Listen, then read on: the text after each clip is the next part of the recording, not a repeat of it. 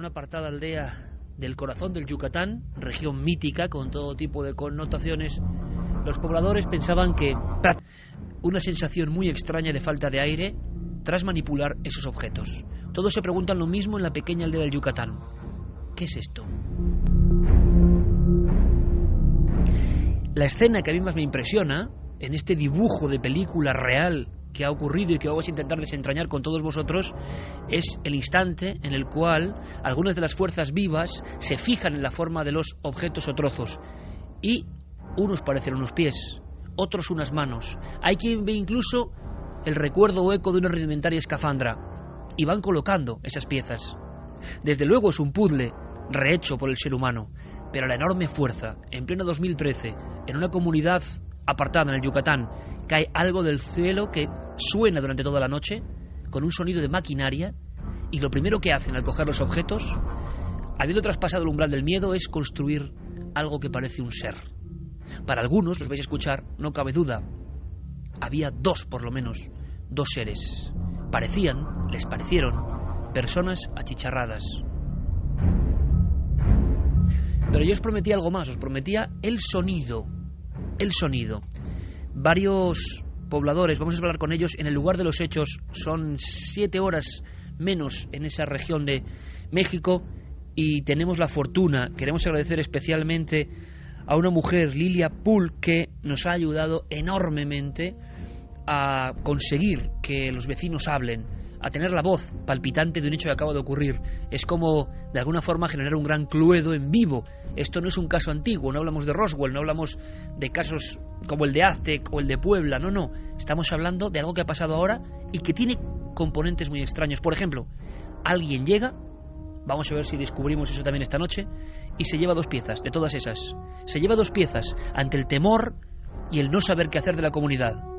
Los 2 hombrecitos, los 2 robots, los 2 puzzles recompuestos. Como veis, una película que está produciéndose ahora mismo. ¿Falta algo? Sí, faltan muchas cosas, pero quiero que escuchéis. Le pido a Jerry Martínez, nuestro comandante enano del misterio, que nos deje sin esta maravillosa música, porque ahora hay que, digamos, agudizar los sentidos, el oído.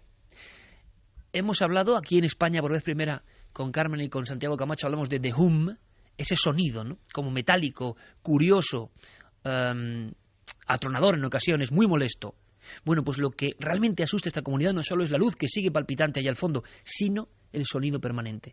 El valor que tiene esto es que lo han grabado, porque hasta en la comunidad evidentemente hay personas que tienen un móvil, aunque esta noche tenemos que llamar al único teléfono donde se turnarán nuestros amigos. Sigue siendo un lugar con un único teléfono fijo, y a ese teléfono va a llamar Milenio 3 a lo largo de la noche. Resulta que se graba un sonido. Quiero ahora que mis compañeros... Santiago Camacho, buenas noches, compañero. Buenas noches, Iker. Javier Sierra, como no, buenas noches, compañero. Muy buenas noches, Iker. Seguro que recordando otras muchas historias de posibles UFO crash, lo resolveremos. Carmen, buenas noches. Buenas madrugadas, Iker. Abrimos líneas de contacto rápidamente porque, sobre todo, lo decía Javier Sierra en nuestra cena y en nuestra reunión de redacción, hay que pedir a los amigos de México, muchos nos siguen en tiempo real, más información, si saben algo más, si pueden darnos algún dato más. Abrimos vías de contacto, incluido ese correo electrónico, porque luego, por supuesto, tendremos Milenio 3 Responde.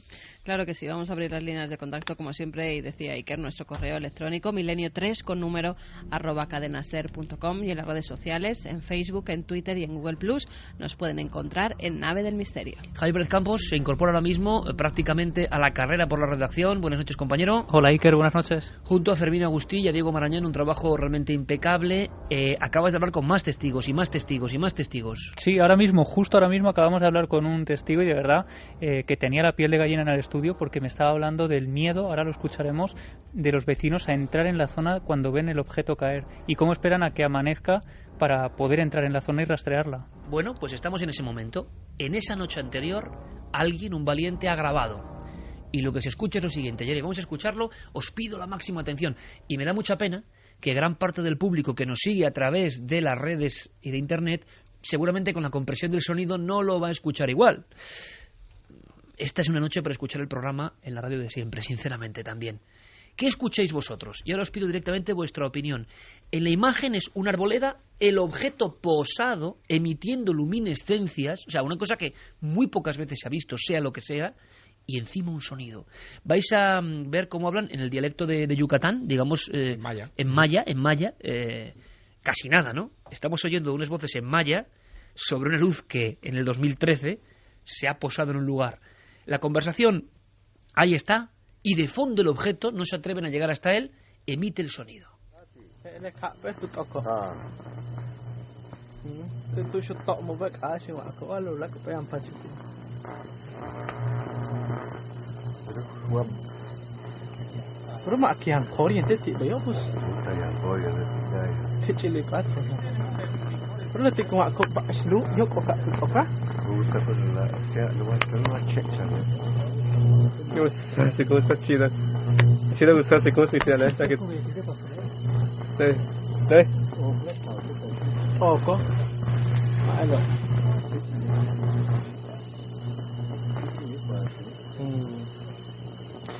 Una y 41 minutos, esto es Milenio 3 en la cadena SER. Estáis escuchando y luego volveremos a escucharlo si queréis apreciar más detalles, pero ¿qué estáis escuchando vosotros? Porque yo perfectamente percibo ese sonido de fondo como de un motor, pero muy especial, que hace un par de años escuchábamos en algunas filmaciones de The Who.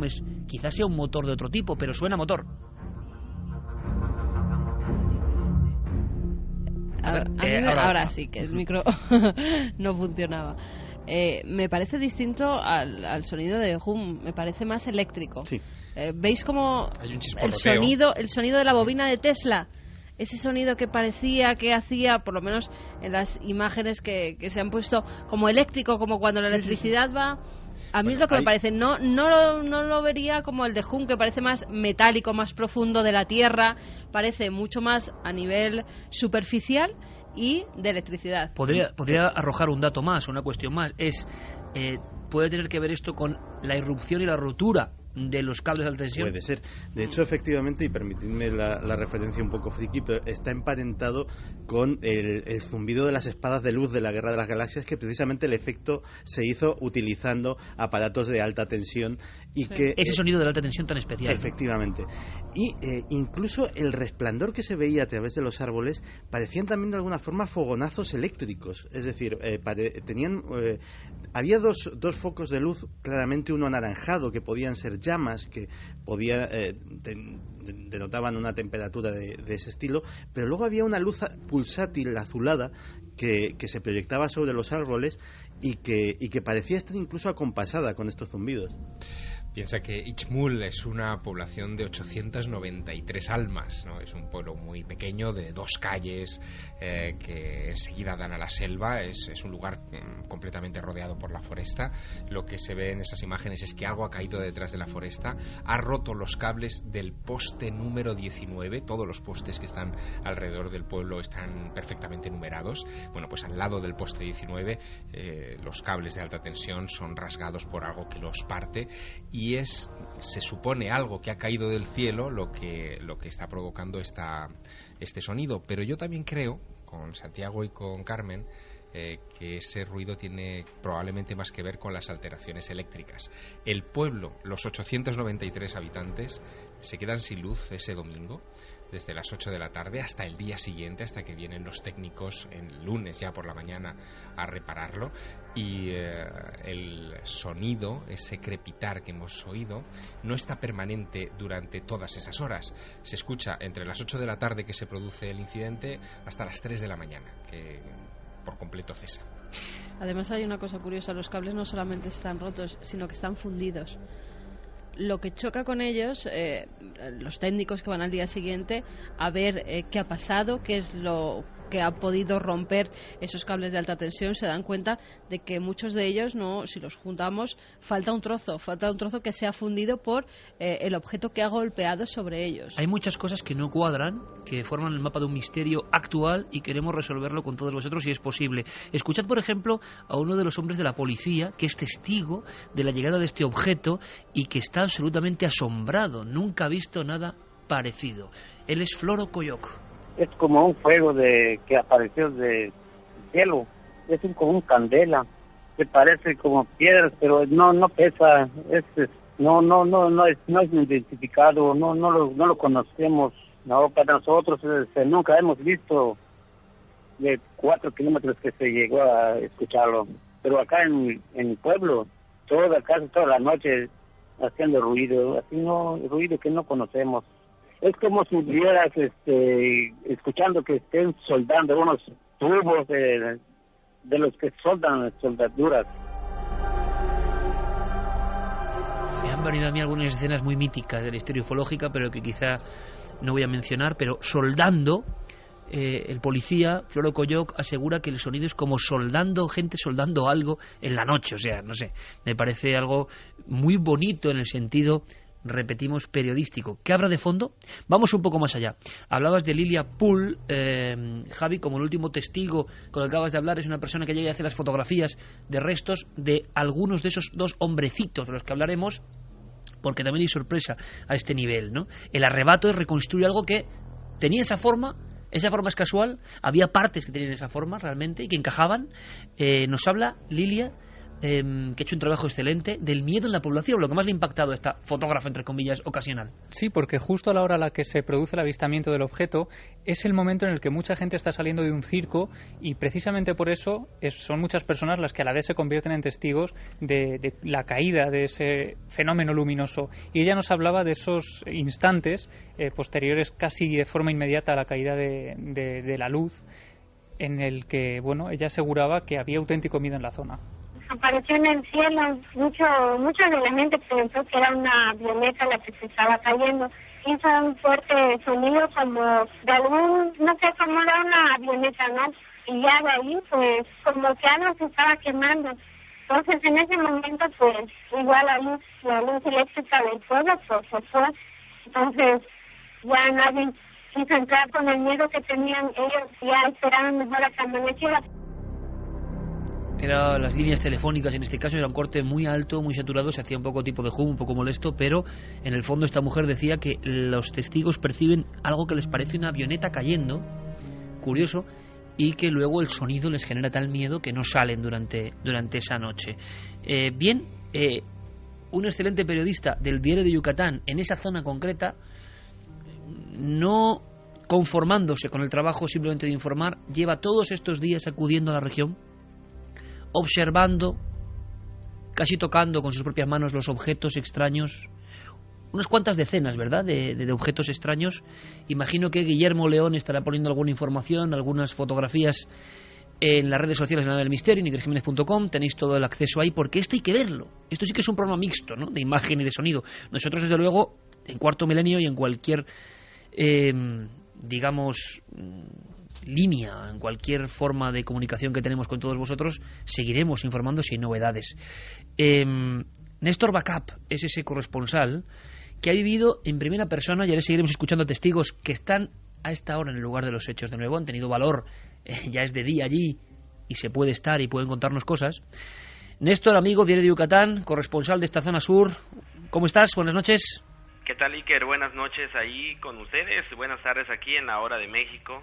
Muchísimas gracias, Néstor, por atendernos, como no. Imagino que el impacto continúa, pero lo que me interesa sobre todo, compañero, es que cuando tú llegas a esta población, lo que cuenta la gente tiene poco que ver con meteoritos o poco que ver con accidentes eléctricos. Ellos te cuentan a viva voz, Néstor, que es otra cosa en su pensamiento, ¿no?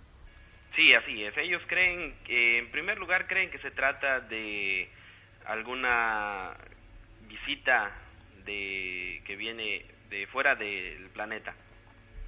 La gente sigue creyendo que se trata de hechos, que visitas de alienígenas. Están convencidos, y quizá lo que les convence especialmente es la aparición de esos trozos que juntan y, bueno, recrean como dos hombres. ¿Tú llegaste a ver esas dos figuras, Néstor? Sí, las llegamos a ver físicamente. Nelson, perdón, te he llamado Néstor. Nelson, compañero, Nelson, perdóname, porque sabes que estamos con toda la vorágine informativa. Nelson Bacap. Compañero, ¿cómo eran? Haznos una foto, por favor, con tus palabras, para que veamos bien esos objetos, dónde estaban, qué tamaño tenían. Bueno, pues los fragmentos de ese extraño objeto que cayó en Ichmul fueron levantados al día siguiente. O sea, el día 23, como a las 10 de la mañana, los habitantes van al lugar del impacto y sacan los fragmentos. pero en ese momento no les llamaba la atención la forma que tenían, sino hasta cuando ya los tenían en la comisaría municipal, se dan cuenta que entre las personas que habían sacado los fragmentos se habían llevado a sus casas dos de estos fragmentos que en especial tenían la figura de cosas achicharradas. Cosas achicharradas. En algún momento, tú que lo puedes ver, ¿te parecen anatomías humanas? ¿Tiene vaga forma de hombre, de humanoide, eso que está achicharrado? Sí. Tienen una medida como de 30 centímetros aproximadamente. Tiene la forma de nuestras extremidades, ¿no? Los pies, las manos, pero en la parte de la cara se ve completamente, todo está achicharrado. En ese momento, cuando tú ves esas figuras y el resto de objetos esparcidos, ¿tú qué piensas, compañero? Tú dices, ¿esto qué es?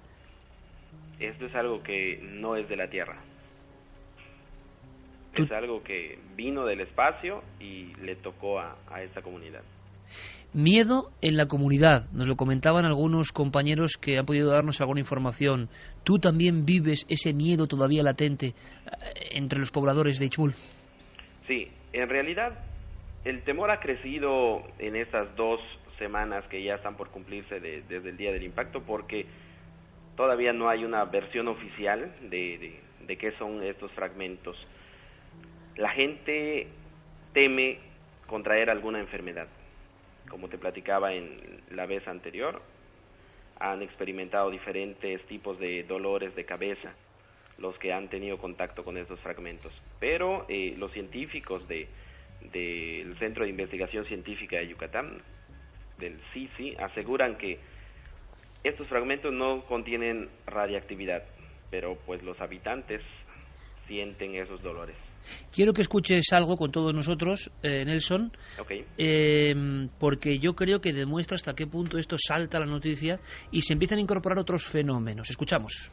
Pobladores de la comisaría de Ichmul, municipio de Chiquinzonot, aseguran que desde que cayó un supuesto ovni el domingo por la noche, han ocurrido una serie de avistamientos de objetos que sobrevuelan la población. Incluso eso ha propiciado que el temor los invada, porque no saben de qué se trata realmente.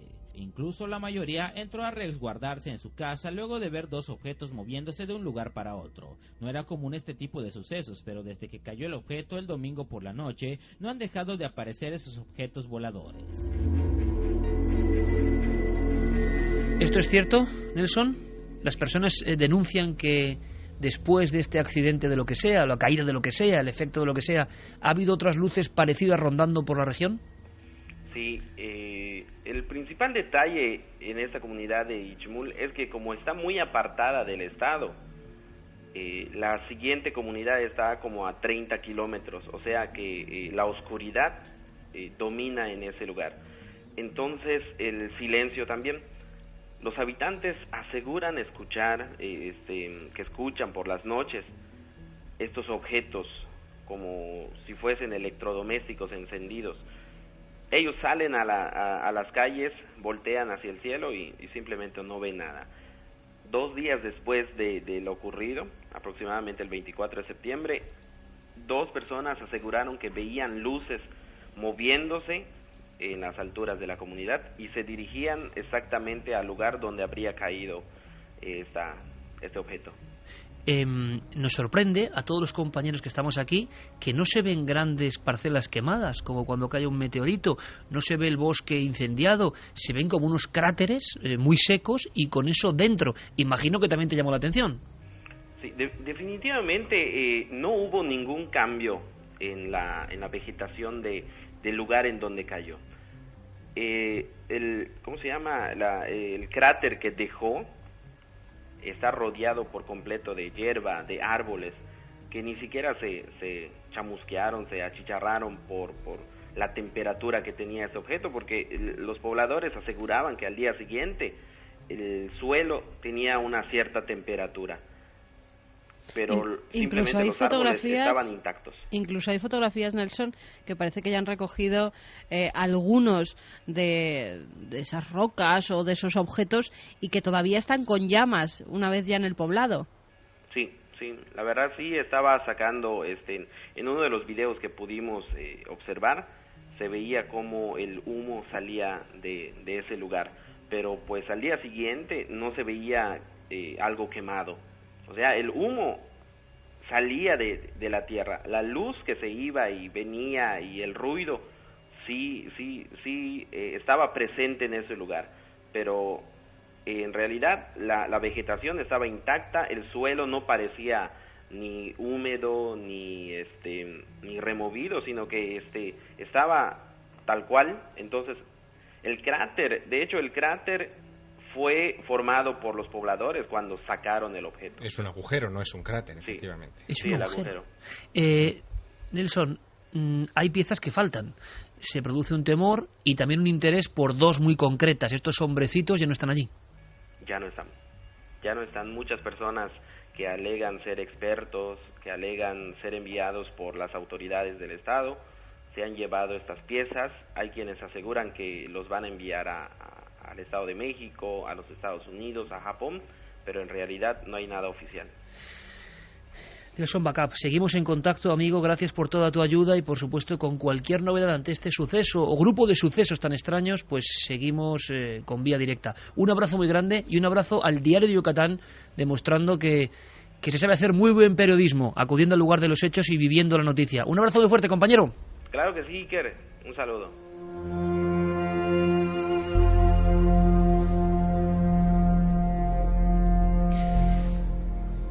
Bueno, aquí entramos en el territorio ya de la especulación. Hay que formular, en fin, ideas sobre qué pudo haber sucedido, ¿no? No hay cráter, no hay plantas quemadas, por lo tanto, en fin, la hipótesis de que algo haya caído desde el cielo se hace, en fin, difícil, ¿no? A mí también me choca, no es tradicional en esto.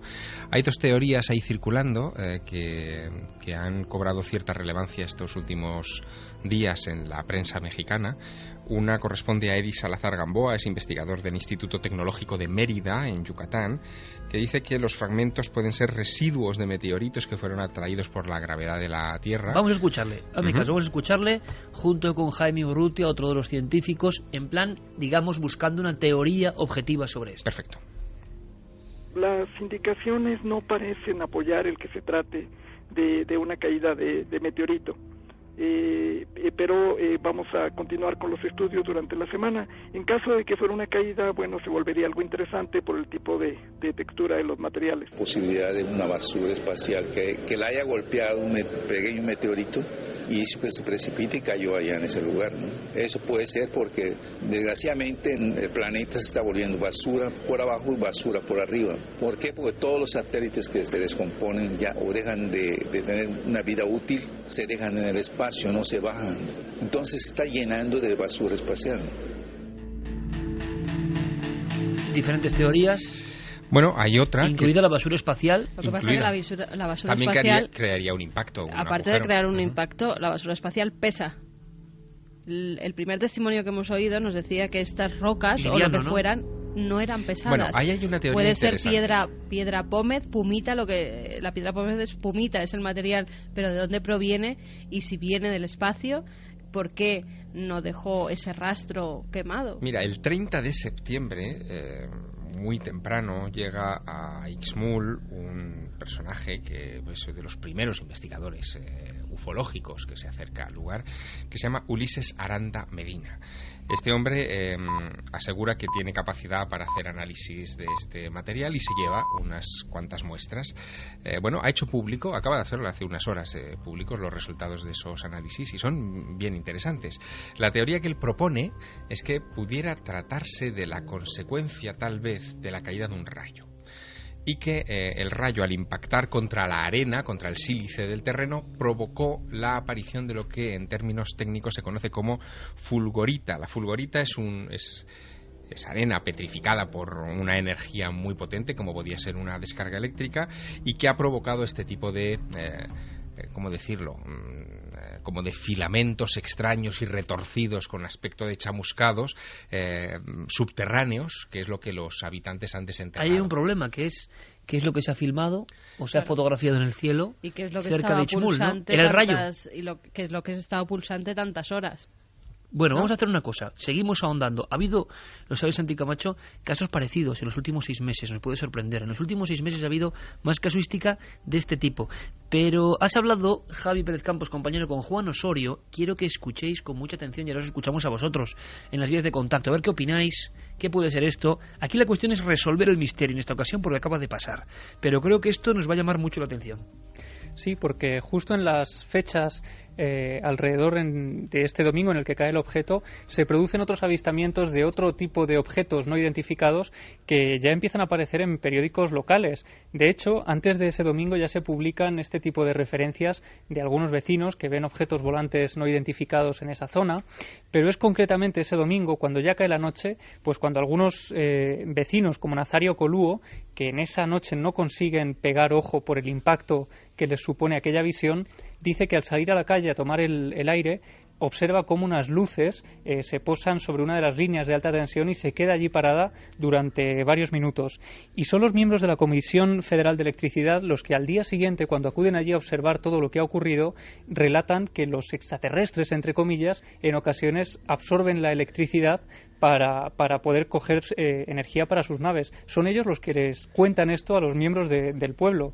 Lo curioso, Iker, es que este fenómeno de ovnis relacionado con apagones en esa zona no ocurre solo ese domingo. Unos días después, y concretamente el martes de esta pasada semana, hay testigos como Manuel Augusto, un maestro de escuela, que dice que caminando cerca de un cementerio en una aldea cercana ve una serie de objetos luminosos también, de esferas luminosas, merodeando por unas instalaciones eléctricas y que después de unos minutos salen apresuradamente, se esconden detrás de una montaña y desaparecen.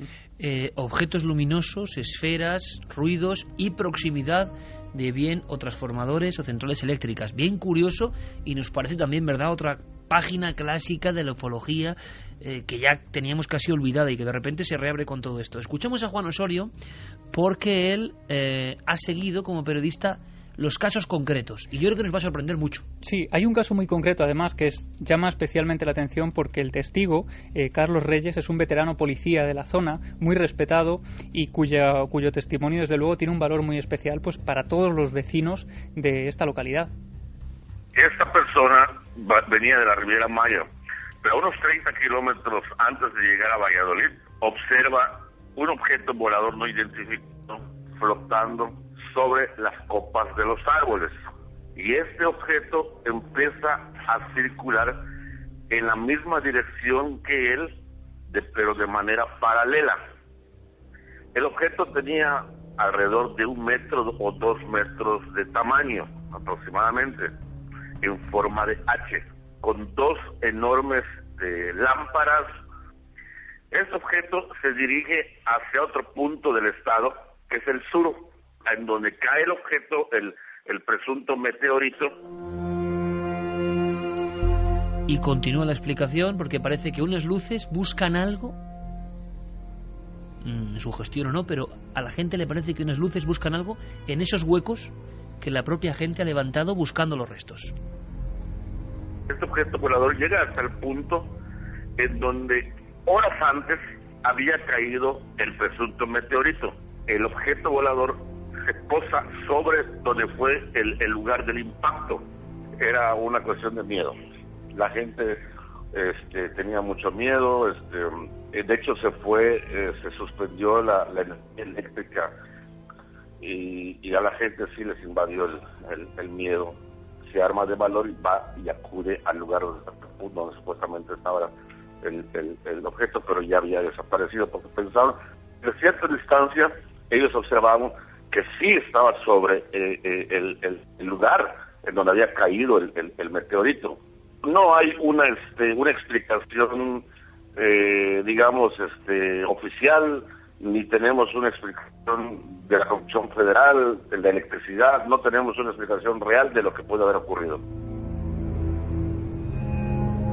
Eso resume de momento el estado de la cuestión, ¿no? Los periodistas, investigadores, vecinos que estáis escuchando sobre esta historia que acaba de ocurrir no tienen respuesta. Hay diferentes teorías, pero no tienen respuesta. Y lo decía Nelson Backup, impresionante, ellos siguen creyendo que una nave vino del espacio. Y luego hablaremos de ese momento, ¿no? ¿Por qué recomponen un ser? Muchas religiones, lo comentábamos relación adentro, han surgido así. El impulso primigenio de algo que ha roto el cielo con su luz y que parece extraordinario nos obliga a casi iconográficamente, sea real o no, manifestarlo, recrearlo, hacerlo presente. Pero ¿qué opina nuestro público? Que por cierto me informa Fermín Agustí que en este momento, como puede ir siendo ya casi familiar, espero que así sea, somos trending topic, quiere decir que todo el mundo está con el tema de qué ha pasado con el misterio del Yucatán. Vamos a intentar llegar hasta donde podamos. Os aseguro que la Fermín Agustí está trazando 20.000 conexiones posibles. Hay problemas, estamos en una región remota, pero a mí lo que me gusta es que estéis escuchando las voces de todos los que saben algo en torno a lo que ha ocurrido. Ojalá se resuelva. Hay quien dice que enseguida saldrán informaciones para acallarlo todo, para que nadie vuelva a preguntar. Pero, ¿cuál es la información, la opinión de nuestro público en las vías de contacto? Pues mira, Diego Sebastián dice: la caída de un extraño objeto, restos de figuras humanoides, sonidos desconocidos por la noche, un fenómeno digno para el libro de los condenados de Charles Ford. Martín Copede: siempre que caen objetos del cielo recomiendan no estar en contacto con ellos, pueden ser peligrosos. Sara nos dice: eso sí que es raro, la vegetación y el suelo estaban intactos tras esos estallidos que se ven en el vídeo. Eric García Rivera dice: qué sonido tan raro, parece como si desprendiera algún tipo de energía. Claro, porque también estoy pensando, compañeros, que aunque sea una deflagración eléctrica, es muy fácil que eso impregne en el bosque y se queme todo, ¿no? Desde luego, tendría que haber durante horas. Quemadura. Y no hay nada, solo una luz pulsante. Que, por cierto, algunas de las imágenes del vídeo con un árbol a través da la impresión de la típica media campana de resplandor que tantas veces hemos escuchado y visto en croquis, ¿no? Además es que esas imágenes se graban porque los lugareños se suben al tejado de la iglesia para intentar ver desde allí qué es lo que ha caído. A las pocas horas, a las 10:30 de la noche, ya hay varios valientes del pueblo que se acercan para comprobar que hay un objeto allí, y ya es cuando recogen por primera vez algunas de las piezas, que no saben lo que son y se las llevan para el pueblo. Al día siguiente, ya por la mañana, regresan y es cuando ya extraen casi todo el material, aunque puede que quede más enterrado. Rafa Campos dice: parece algo relacionado con bobinas. Jordan Hidalgo: el sonido parece entre electricidad y un poco a los sonidos como los detectores de radiación. Emilio desde Valencia: ¿pensáis que los cables de alta tensión provocan el sonido y provocan la luz que se ve? Habría señales de fuego o algo quemado, ¿no? Vamos a hacer una cosa, porque en este momento creo que es importante. Escuchemos de nuevo el sonido, porque antes hemos empezado casi en frío a escuchar un sonido. Vamos a ver todos los que estéis, sobre todo con cascos. Os doy 10 segundos, ¿no?, para que los localicéis. A ver si ahora nos suena diferente de alguna manera. Hemos tenido informaciones diversas. Aquí lo mayoritario es que suena como algo eléctrico. A mí me sigue recordando, puede que yo sea el más fantasioso de todos, pero me sigue recordando un poco algunas de las filmaciones que han ido saliendo sobre este sonido extraño, y que yo estoy seguro que muchas son fraudulentas, mucho es un fenómeno de internet que va, bueno, pasando sus etapas. Pero estas personas, como una indígena, acaba de ocurrir, tiene tal fuerza lo que está pasando que me extrañaría mucho pensar en un tipo de fraude, ¿no? Aunque todo es posible. Escuchamos de nuevo, Geray, volvemos a bajar la música. Este es, yo creo que el documento, los hombres hablando en maya, la luz al fondo y un invitado, que es el sonido.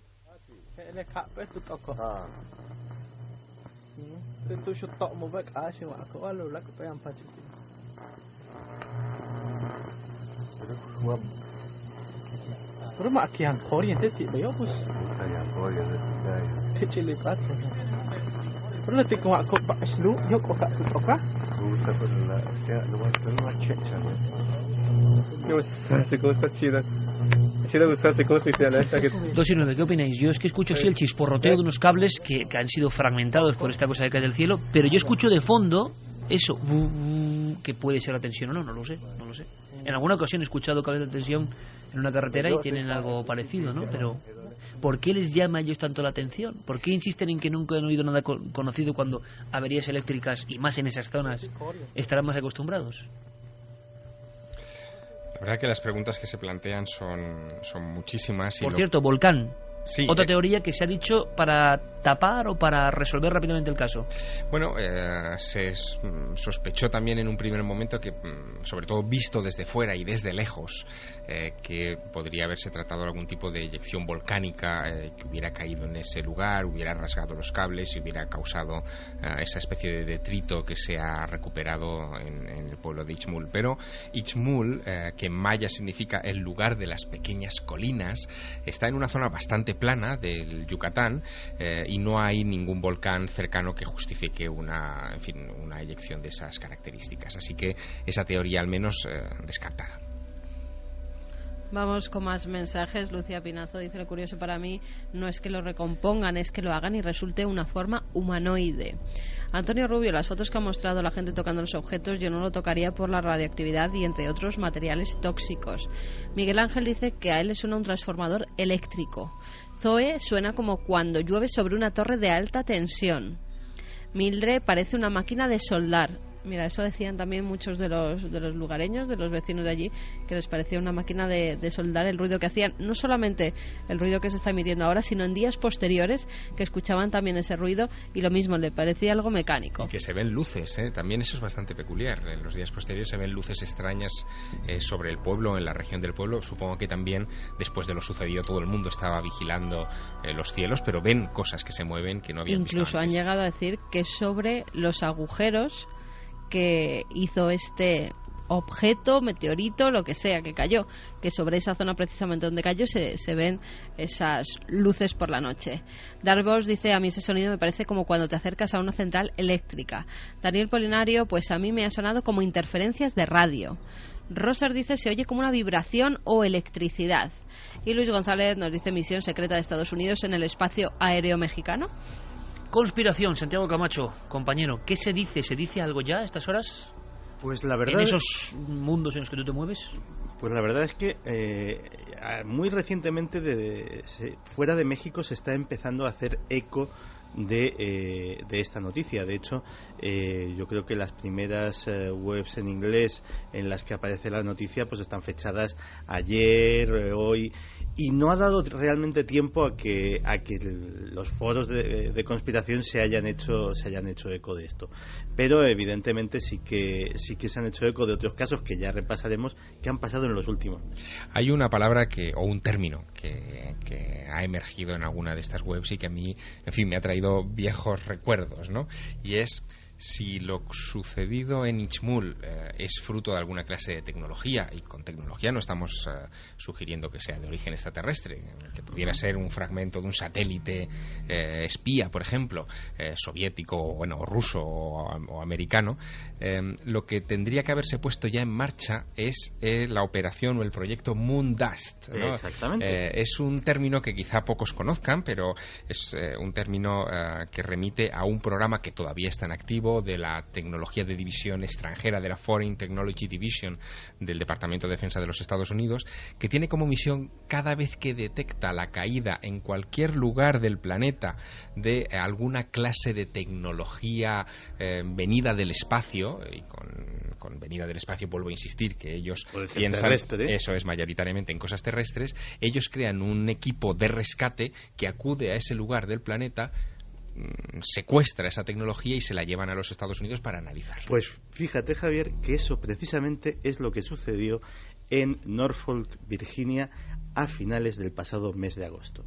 De repente los lugareños vieron como una extraña bola de fuego caía en uno de los bosques de la localidad y bueno, pues hubo el lógico revuelo, muy parecido a otro nivel por las diferencias socioculturales del sitio, y se inició una búsqueda. Pero esa búsqueda fue interrumpida porque llegó el ejército. Llegó el ejército que no solamente acordonó la zona, sino que evacuó completamente el pueblo y empezó las maniobras para recuperar el objeto que, según los testigos que estaban más allá del cordón militar, fue recuperado con un robot muy parecido a los que se usan para desactivar bombas. Es decir, que ni siquiera se arriesgaron a tocarlo con seres humanos. Me comunica por una interna, 2:15 de la madrugada aquí en España. Conectamos con México, Distrito Federal. Fernando Correa, que es una de las personas que sale en varias publicaciones como uno de los expertos que llega allí y logra traerse material. Evidentemente hay que escucharle. Todo está ocurriendo en tiempo real y aquí en España. Fernando Correa, buenas noches, amigo. ¿Qué tal? Buenas noches allá en España. Saludos. Te agradecemos mucho que estés en contacto con nosotros, porque en España se ha levantado bastante expectación con este tema y de inmediato hemos conocido, hace escasos minutos prácticamente, que tú con otro compañero del programa Tercer Milenio y en México habéis logrado llegar hasta el lugar de los hechos y llevaros material de este tipo. Yo no sé si los hombrecitos o otro tipo de piezas. Cuéntanos, por favor, Fernando, te escuchamos. Sí, bueno, es realmente en primer lugar un misterio lo que ocurrió allá en Ixmul, en Yucatán. Esto es unos 200 kilómetros al sureste de Mérida, la capital de este estado, el Yucatán, en la península. Y bueno, el equipo de Tercer Milenio fue allá para investigar todos los detalles. Durante 2 días permanecimos y en vez de encontrar algo, fuimos encontrando muchas preguntas. Hay muchas incógnitas de qué es verdaderamente lo que cayó ahí. Lo que yo puedo señalar en cuanto a esta fotografía que se está convirtiendo prácticamente en viral es que uno de los vecinos de Ixmul, una población de 1.500 habitantes y de 1 kilómetro cuadrado de extensión, muy rural, muy apartada de las grandes ciudades, pues ahí una persona ocurrente, que no nos quisieron dar su nombre, es quien dijo: voy a poner estas figuras como si fueran un muñequito, y le sacó una foto y la mostró, y corrió el rumor que se está haciendo viral ya en todo el mundo de que habían caído seres humanoides. Aquí hay algo más interesante a analizar, fíjense muy bien. Ahí se formaron con el suelo fragmentos muy extraños que se mezclaron con lo que cayó del cielo. Lo que cayó del cielo fue observado por estas personas, golpeó como a 300 metros al sur de la comisaría de Ixmul. No lo fueron a observar, esto ocurrió a las 8:30 de la noche del día 22 de septiembre, justo en la noche del equinoccio. A notar, porque es importante, que era un día despejado, no había humedad, no había lluvia, no había relámpagos. ¿Por qué menciono esto? Porque algunos han emitido la versión de que son fulguritas o rayos congelados, que esos fragmentos no son realmente lo que cayeron, sino que hubo una descarga eléctrica ahí y se formaron. El objeto que cayó ahí a esta población rompió 2 cables, 2 líneas de energía eléctrica. Los testigos fueron hasta 2 horas y media después, porque no dejaban de destellar y de emitir luces. Una cosa importante, Fernando, permíteme, nos están llegando material, vídeos de un resplandor. Tú que has estado allí, me gustaría que nos confirmases, claro, si es verdad eso, si esa filmación es la real de ese objeto que estaba allí.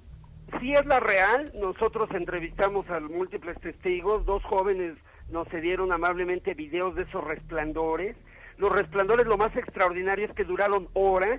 Las fulguritas se forman en unos segundos, porque un rayo convencional o un rayo de bola, que son muy escasos, duran unos cuantos segundos, máximo 10, 12, 15 segundos, y esto durante 6 horas, te decía, porque es muy importante. Son genuinos los resplandores, es genuino que ocurrió ese brillo.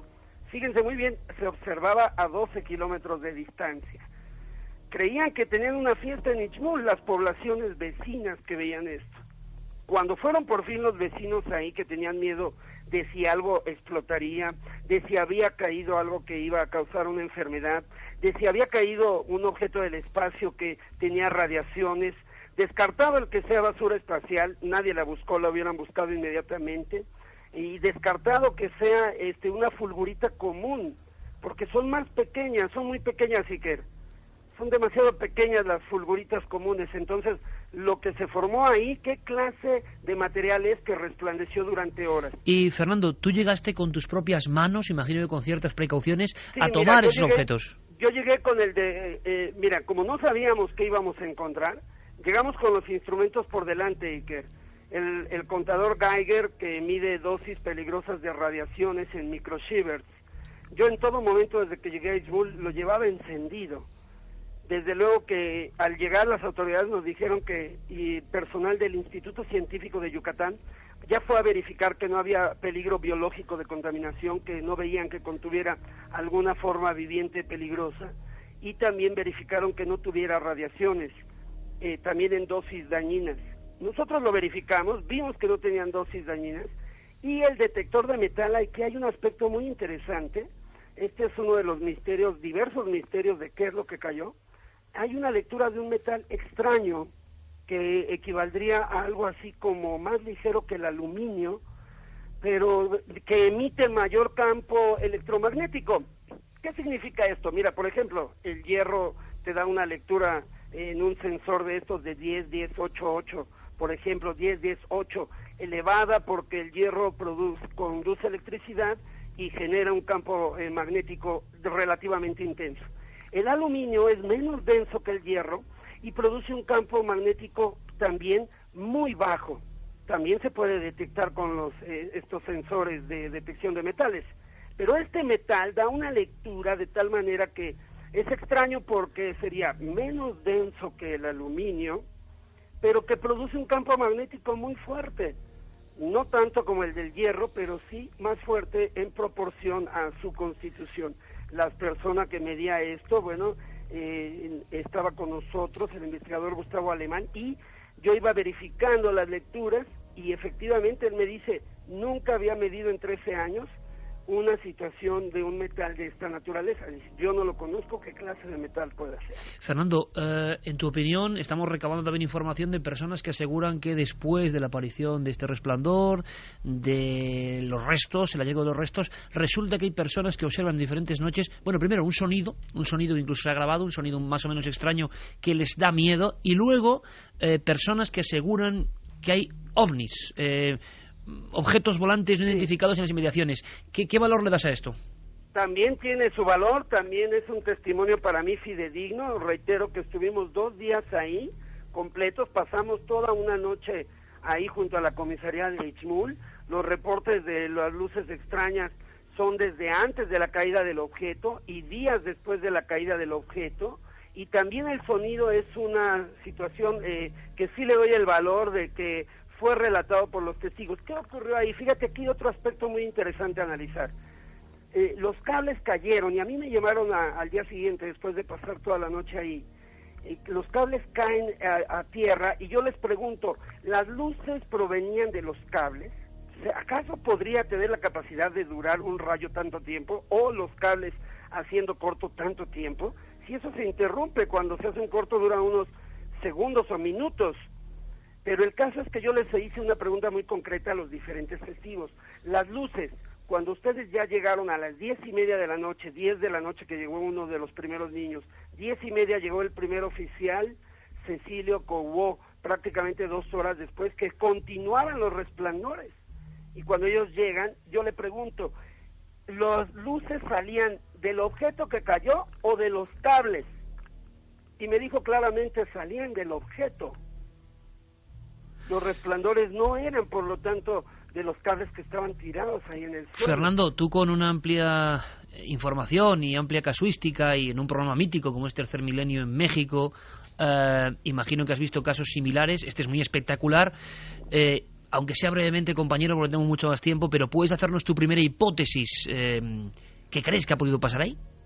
Sí, bueno, aquí apuntaría que hay un material ligero que se mezcló con el suelo, reiterando que uno de los indicios es que al caer los rayos, las descargas eléctricas pueden generar donde hay suelos arenosos o bien con alto contenido de sílice, que vamos a hacer lo mismo. Ahí es un suelo rojizo, no se ve como arena de la playa, pero sí tiene el contenido de sílice.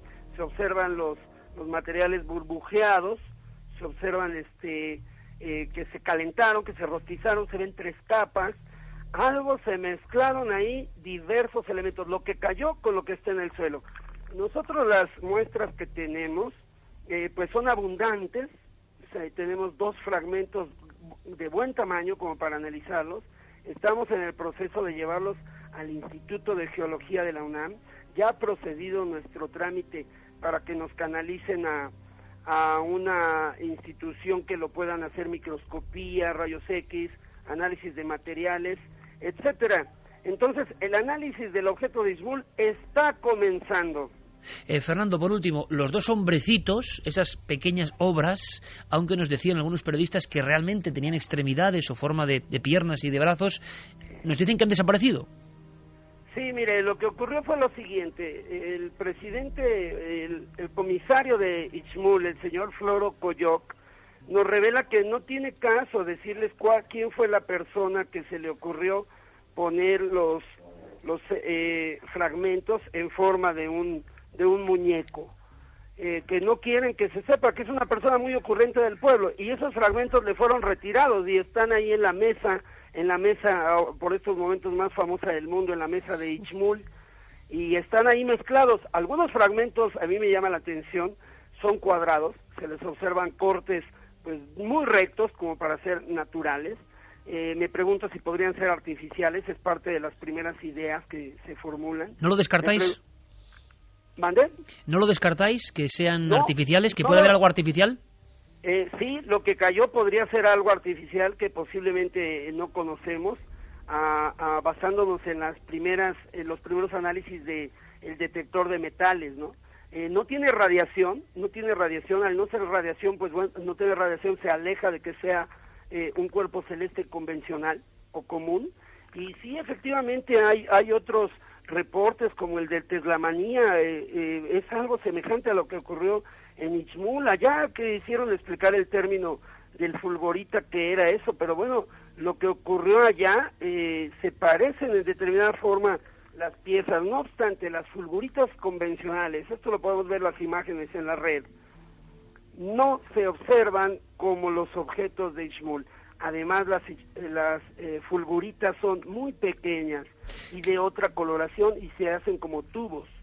Queda claro, Fernando. Te agradecemos muchísimo, compañero, toda la información, porque en España y en otros países estaban sedientos, y realmente contar con las personas que han logrado recuperar esos restos, sea lo que sean, y que nos lo cuentes de esta forma tan excepcional, te lo agradecemos cientos de miles de amigos, sin duda. Y cuando haya novedades, conectamos, ¿te parece? Así es, los vamos a analizar, y aquí pueden permanecer en contacto en tercermilenio.tv. Muchas gracias. Un abrazo, España. Fernando, gracias.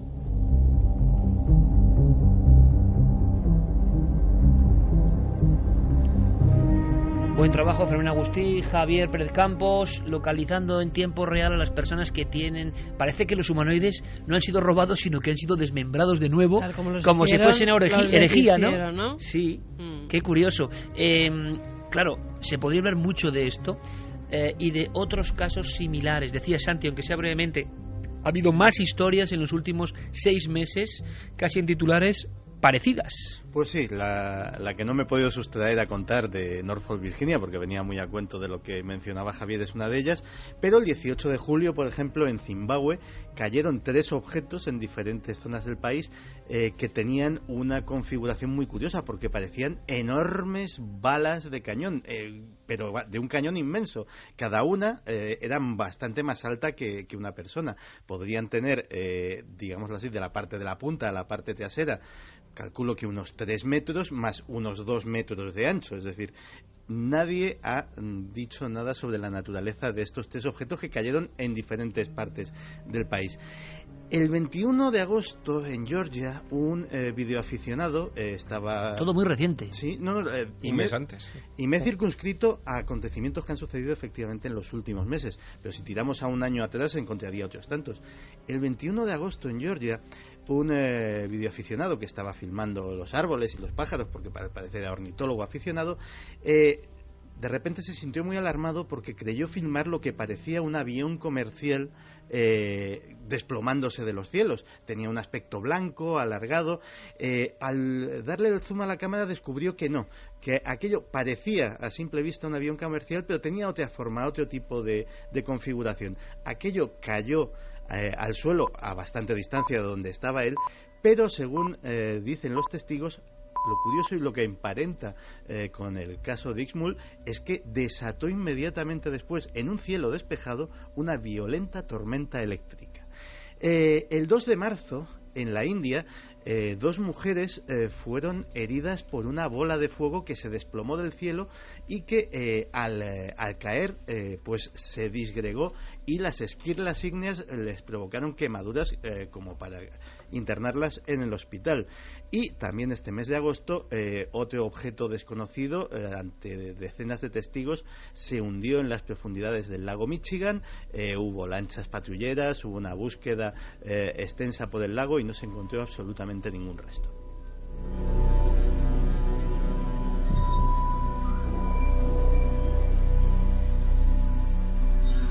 2:30 de la noche, una noche intensa, siguiendo los rastros de lo que sea hasta el final. Y ahora seguimos con vuestros mensajes y no olvidéis milenio3 con número @cadenaser.com, nuestra vía de contacto para Milenio 3 Responde, que en apenas 10 minutillos estará ya por aquí con algunos retos interesantes, sin duda. Claro, cuando he hablado de material liviano, cuando he hablado de un material desconocido, todos hemos llevado a nuestra mente, imagino, los seguidores del misterio, a otros casos de supuestas naves o artefactos mucho más mecánicos donde aparecían extrañas planchas, extrañas imágenes. Javier nos va a contar algo de eso, pero con novedad muy interesante. Esta zona del planeta no es ajena a este tipo de misterios y de auténticos UFO crash. Siempre al final un manto de silencio. Se dice que aquí también se quiere poner el manto de silencio. Los casos OVNI, los resplandores, las visiones, el miedo. Parece que de inmediato surgen siempre teorías para tranquilizar, casi nos parece lógico. Diego Marañón, compañero, buenas noches. Muy buenas noches, Iker. Has seguido de forma febril toda esta información en tiempo real. Has conectado con personas que nos han ayudado enormemente a saber qué ha podido ocurrir, pero también hay que decirlo que en México hay una gran polémica. Destacaba especialmente Correa que no era una fulgurita. También la compañía eléctrica habla de la posibilidad de una sobrecarga eléctrica, pero que bueno, genere todo esto, no lo entendemos, pero en este momento hay varias teorías concretas peleándose. ¿Hay alguna información de última hora? ¿Algo interesante que podemos acoplar? Bueno, como habéis comentado, seguimos sin tener una versión oficial de lo que ocurrió. La Compañía Federal de Electricidad no se ha pronunciado oficialmente, pero sí tenemos el testimonio de uno de sus operarios, de Juan Granados Villanueva, que fue uno de los que se encargó de reinstalar, ¿no?, la línea eléctrica en Itzmul. Él dijo que tras recibir el aviso la noche del domingo, alrededor de las 11 de la noche, se dieron cuenta que después de las fuertes lluvias que habían caído durante el fin de semana, un árbol de chacá, que es un árbol, una especie tropical que puede llegar a los 10 metros de altura, se había inclinado sobre lo que podemos denominar el tendido eléctrico de esa población, ocasionando que los cables cayeran al suelo y de alguna manera provocasen una pequeña explosión. Eso podría explicar, en este momento se dice que podría explicar esa especie de espectáculo prácticamente incandescente, o esas luces que se veían que en el sería vídeo. El reflejo de un accidente de alguna forma. Sí, y de hecho por ese cable estarían pasando alrededor de 13.000 voltios, que podrían ser los que hubieran provocado esos huecos en la tierra, quemando las ramas, las raíces de los árboles y creando esa especie de fulgurita, que no deja de ser, como habéis comentado, más que una especie de arenisca vitrificada que se forma al caer un rayo, o al caer en este caso un tendido eléctrico, que forman esa especie de tubos irregulares, y que en estos momentos es una de las teorías más aceptadas por los medios de comunicación y por los propios científicos. También nos comentaba nuestro invitado que los restos se estaban analizando ahora mismo. Es cierto, es el Centro de Investigación Científica de Yucatán es el que se está encargando de realizar esos estudios. Además, sí que se está limpiando el área donde se produjo este suceso, los alrededores. Al parecer han detectado en estos momentos, y se está diciendo que puede haber aún fragmentos en la Tierra que no hayan aparecido. Por eso lo están limpiando, porque quieren extraerlo lo más cuidadosamente posible. Quieren volver a escarbar, digamos, en esa tierra, y en fin, en ese estado estamos ahora mismo. La afluencia de visitantes, al parecer, se ha reducido en los últimos días. El acceso, contrariamente a lo que se había dicho en un principio, sigue siendo libre. Se había difundido el rumor de que estaban empezando a cobrar por ver esos objetos. Parece ser que es mentira, aunque sí que aceptan la voluntad, porque se nos dice que quieren comprar una especie de vitrina o un recipiente de cristal donde meter los objetos para todos aquellos que quieran verlo. ¡Qué grande! El ídolo, el hombrecito, ¿no?, que decíamos que acabó sus días, quizá uno de los dos se haya salvado, no lo sé, pero que es la muestra del nacimiento de muchas religiones. Ojo, porque con cosas venidas del cielo se han instaurado en ocasiones religiones milenarias. Diego Marañón, seguiremos muy atentos, gracias por todo el trabajo, luego te escuchamos. Perfecto, hasta luego. ¿Más opiniones, abuela Pluma? Pues mira, Carla Cosilla dice será el mismo metal que el encontrado en el mítico Roswell. Coco Fernández, aparatos con nuevas aleaciones que se lanzan al espacio para probar su resistencia a su reentrada en la atmósfera, provocada o accidentalmente. Desde luego no hay mucho, aunque si se ha fundido todo no lo sé, pero no parece eso muy propio de tornillos y engranajes mecánicos, aunque no lo descarta Correa, pero la imagen es algo muy fundido que parece más natural, ¿no? Parece. Irene Herrero dice, ¿dónde estará el origen de esos resplandores para que duren 6 horas? Yoshi, esas figuras se pueden crear cuando la arena o tierra son sometidos a grandes temperaturas de calor, igual que cuando cae un rayo. José Fernández Limón, tubo vitrificado producido por el rayo al penetrar en la tierra fundiendo las sustancias silíceas con que se tropieza. ¿Es igual a fulgurita? Daniel. O sea que muchos amigos que pueden entender de esta materia nos aseguran que eso que descartaba Correa sí que puede ser posible, la fulgurita, un rayo muy especial que rompe esa zona de alta tensión y que cae al suelo. Opinan que sí, porque además hay imágenes de fulgurita que algunas se asemejan. Si buscamos por internet hay algunas que se asemejan, parecen como raíces que se van prolongando sus brazos por varios sitios según por donde caiga el rayo, y sí se parecen. ¿Y qué sabemos de las fotografías que hay del supuesto fenómeno? ¿Fotografías, Javi? Bueno, han ido surgiendo todo tipo de fotografías, efectivamente. Hay una en especial que parece tomada a su vez a una pantalla, parece una fotografía de una fotografía, que es la que pues ha dado la vuelta a las redes sociales. Es como un sol en mitad de la noche. Efectivamente, hay una en la que aparece una especie de sol, el fondo es absolutamente negro y una luz de color rojizo. Casualidad o no, es la misma que describen muchos testigos, tanto de ese domingo como de los días anteriores y posteriores, y otra de ellas es una especie de objeto casi ovalado muy cerca de la cámara que, como digo, está dando la vuelta a las redes sociales. Ese material es bastante complejo porque intentamos llegar a la fuente y al final es casi imposible. Quede claro. Javier, ¿qué te parece si rematamos esta historia para irnos luego con Milenio te responde con algo que también pasó en ese país, que es muy desconocido y que podría ser la guinda perfecta para otros casos todavía más complejos, pero que a veces empiezan de la misma forma? Pues lo que tienen las sincronicidades. Antes de que nosotros tuviéramos la primera noticia de lo ocurrido en Yucatán, conversábamos con Rubén Uriarte, que es un investigador afincado en Los Ángeles, en California, y que publicó hace algún tiempo un libro titulado El otro Roswell, The Other Roswell. Hablaba de un caso que nunca se escribió con letras grandes en la historia de la ufología. Fue una vivencia que tuvo un coronel llamado Robert Burton Williams en el año 1955.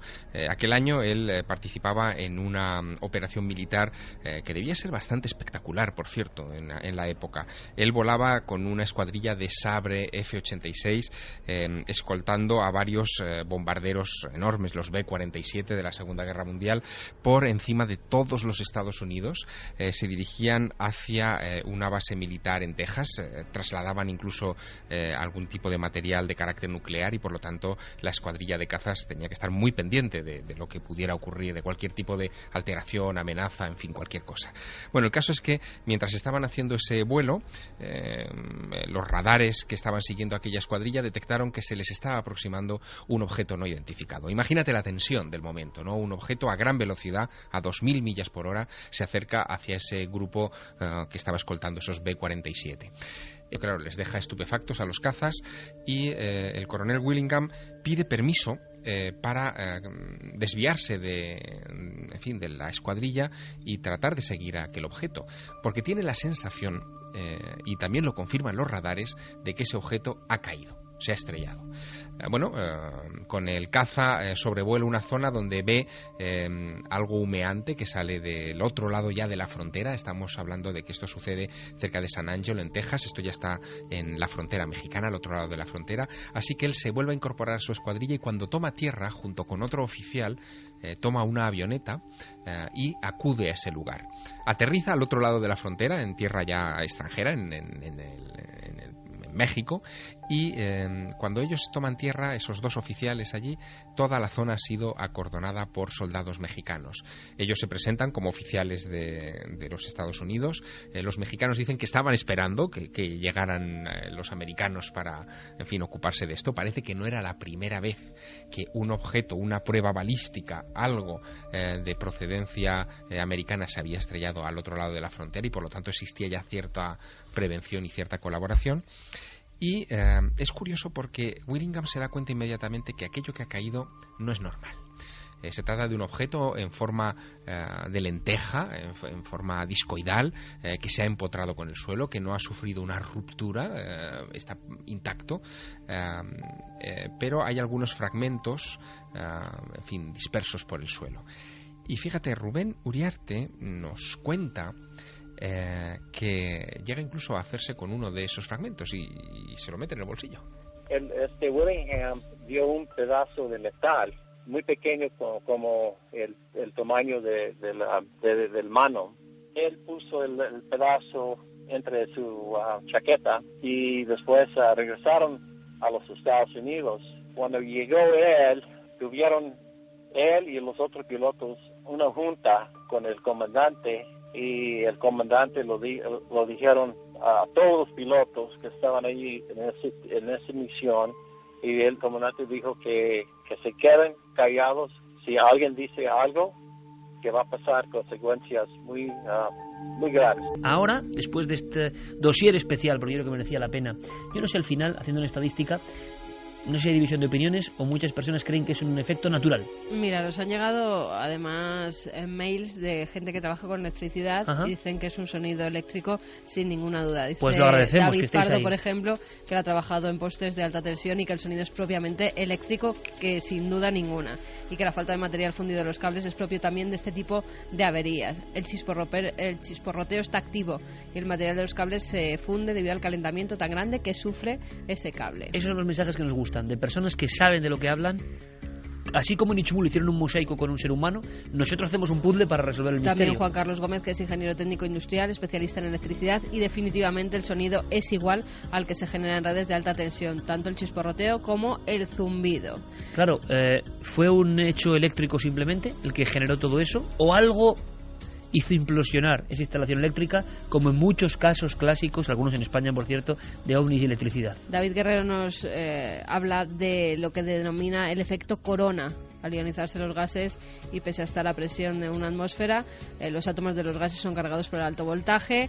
El átomo sube su capacidad energética y suben de anillo atómico. Al descargarse, emiten esa luz en el espectro visible. Dice que según los gases que hay alrededor y según los componentes de la Tierra, pueden ser de un color, de una tonalidad o de otra. Interesantísimo. Y ahora es el momento de Milenio 3 Responde.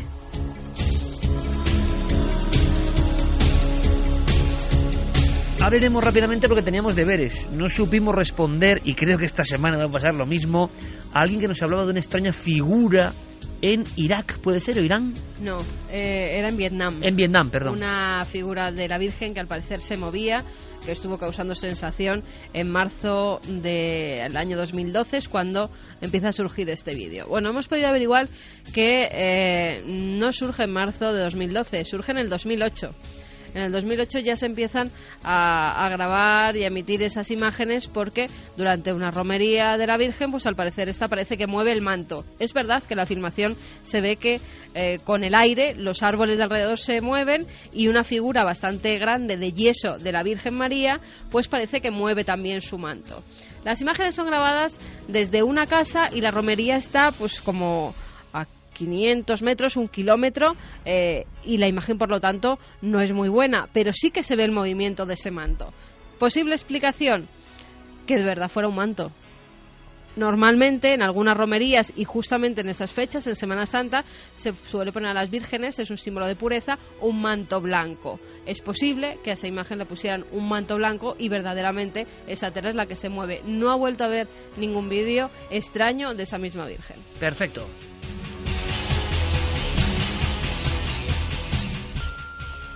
Hola, buenas noches. Sobre el tema que os quería preguntar, es relativo a un milagro o a un supuesto milagro que hubo en un pequeño pueblo que se llama Fuentes de Año, de la provincia de Ávila, en el que pues yo fui partícipe de un rosario que se aparecía en los años 80, se desaparecía, volvía a aparecer en otra pared y así sucesivamente. Luego la gente que vino conmigo pudo ver como una virgen movía la mano, una talla de la virgen que había en la casa de allí de Fuentes de Año, y yo quería saber un poco qué pasó con ese milagro. Pues nada, muchas gracias y hasta luego. Gracias a ti, amigo Carlos, pero creo que esto es un reto. Aquí todos hemos puesto una cara. Mira, Fuentes de Año está muy cerca del pueblo de mi abuela. Bernuy de Zapardiel. Sí que es cierto que en los años 80 se habló de un posible milagro, de un rosario que aparecía y desaparecía en una de las viviendas. Ah, ¿sí? Lo que pasa que no se pudo descubrir absolutamente nada. A raíz de eso ya hubo gente que dijo que se movía la figura de una virgen, que el Cristo también parecía que cambiaba su rostro de forma según iban pasando los días, pero todo se quedó en que no se pudo investigar, porque el rosario yo creo que al final desapareció, no se volvió a saber nada de él y quedó todo como en una anécdota. Ávila mágica, que duda cabe. Buenas madrugadas, soy Maite Caballero de Córdoba y mi pregunta va dirigida a Iker Jiménez. Leí recientemente el libro de JJ Benítez, Ricky Bay, una historia oficialmente imposible. En este libro se menciona alguna conversación contigo en el transcurso de esa investigación, lo cual me hace pensar que tuviste información sobre el caso. Me gustaría que me confirmara si es real esta historia, y si es así, qué sabes de ella, porque después de este libro no sé qué pensar del señor Benítez.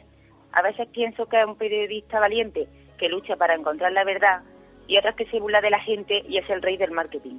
Quisiera saber tu opinión sincera. Muchas gracias. Vaya preguntita, esto es como el objeto de Ishmul, lanzado, por eso he pegado yo un porrazo aquí al micrófono, que ha debido sonar y despertar a muchos. Habría mucho que hablar. La conexión con ese tema yo no la sabía.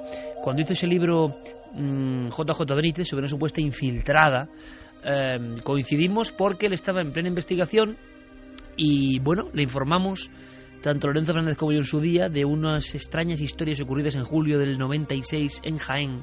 Un caso que luego se ha llamado Los Villares, unas piedras, signos.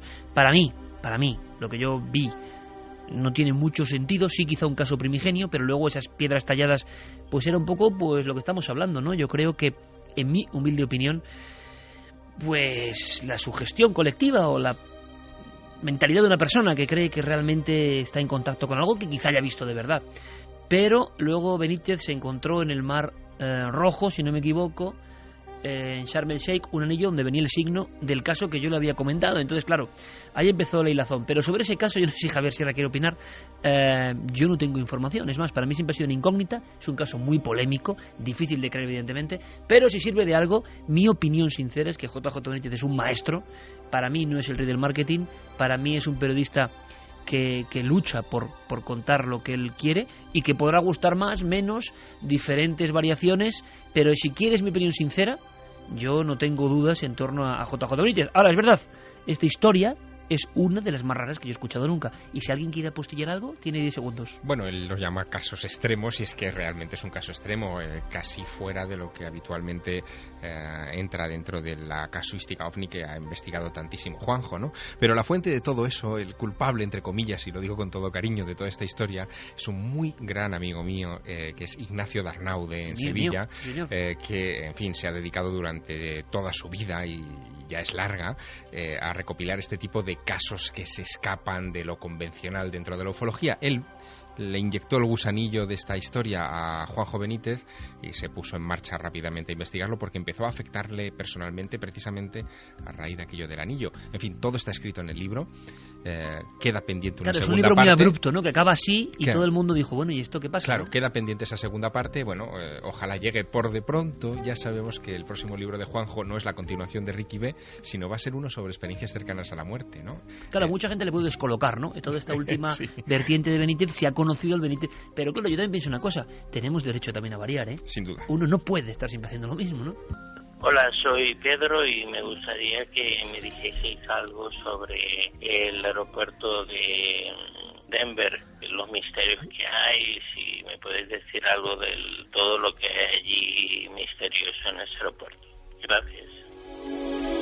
Tenéis un mail milenio3con número @cadenaser.com. Hombre, ya lo de ponernos a reto, no sé yo, a prueba, no sé yo si es muy lógico, pero bueno, si queréis informaros de casos concretos, preguntarnos cosas específicas, no sobre el tema que, digamos, desarrollamos en el programa, estaremos encantados. Es un encuentro con vuestra voz. Nos gusta escuchar vuestra voz. Luego, tanto Fermín como Javier Pérez Campos os llaman, os graban y podéis lanzar y que vuestra voz aparezca también en Milenio 3, que tiene algo así un poco de cósmico, ¿no?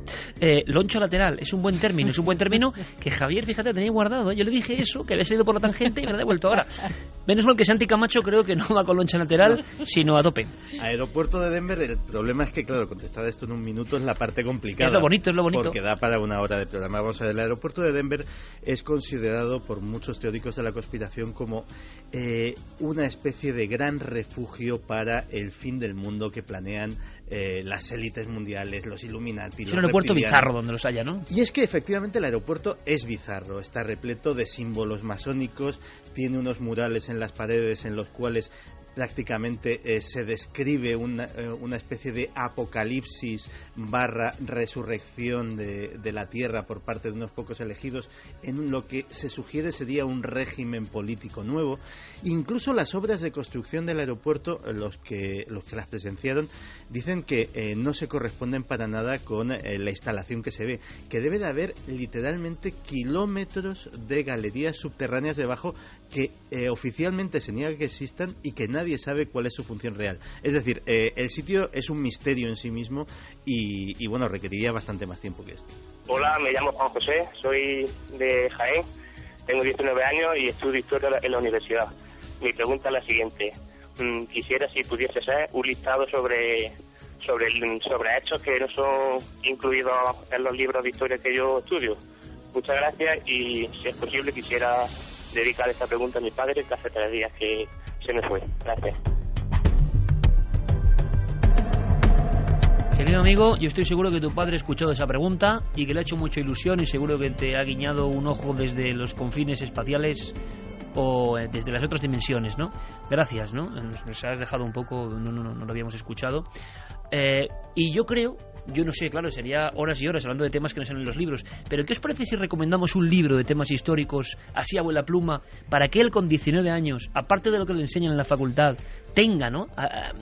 Bueno, pues una pata. Venga, yo me lanzo en los oscuros lugares del saber. Astronautas en la prehistoria. La historia secreta del mundo, de Jonathan Black. Interesante. Muy bueno, sí señor. Yo me voy a saltar la sugerencia porque creo que como historiador hay una cosa que no se les enseña a los historiadores. El historiador no solamente cuenta, sino que tiene que saber el desarrollo, las implicaciones de los acontecimientos históricos, de dónde vienen. Y hay un género que se llama la historia contrafactual, que básicamente son estudios historiográficos de qué hubiera pasado si. ¿Qué hubiera pasado si, por ejemplo, Alemania hubiese ganado la Segunda Guerra Mundial o la Primera? ¿Qué hubiera pasado si los japoneses hubiesen ganado la Guerra del Pacífico? Hay muy importantes... ¿Pero dices uno o no? Porque esto empieza a sonar ya loncha de bacon gigante, semifrita ya. Pues mira, uno en concreto de ese género no se me ocurre ahora mismo. Ya está, lateral. Fuera Santi, o sea, eliminado de este... O sea, que Santi Camacho no sea capaz de decir... Esto es cuestión de reflejos, ¿tú decías, Javier? La historia secreta del mundo. La historia secreta del mundo. ¿Sabes? 20 grandes conspiraciones de la historia. Claro, sí señor, 20 grandes conspiraciones de la historia. Oye, esto es como Este es como Goytisolo, ¿no? Cuando le preguntaron los 5 mejores libros de la humanidad, dijo 2 suyos. Bueno, no está mal. Eso me han contado, Igual no es así exactamente, pero eso me han contado. Digo, bueno, eso es tener extraterrestres en la historia, el mítico Jacques Bergier con los niños en la portada. En Banjos, sí. En Banjos. En los oscuros lugares del saber, Peter Kingsley. Javi. Yo me quedo con uno que he leído hace muy poco y que me ha dejado muy marcado, que es Los chamanes de la prehistoria, que es una auténtica obra de arte, no solo por su primera parte, sino por la segunda parte, y cómo a Jean-Claude, después de publicar ese libro, casi le hacen una X y no vuelve a ser mirado con los mismos ojos por los catedráticos con los que se codeaba hasta la fecha. Un puñado de lecturas absolutamente heréticas. Yo creo que lo vas a pasar muy bien y quizá tengas una diferente opinión, por lo menos ampliada, no convencional. Ha sido un placer, compañeros. Javier Sierra, que descanses mucho, que sé que has tenido una semana agitadísima y que sigan los éxitos, compañero. Muchas gracias. Hasta pronto. Hasta dentro de 7 días, amigo.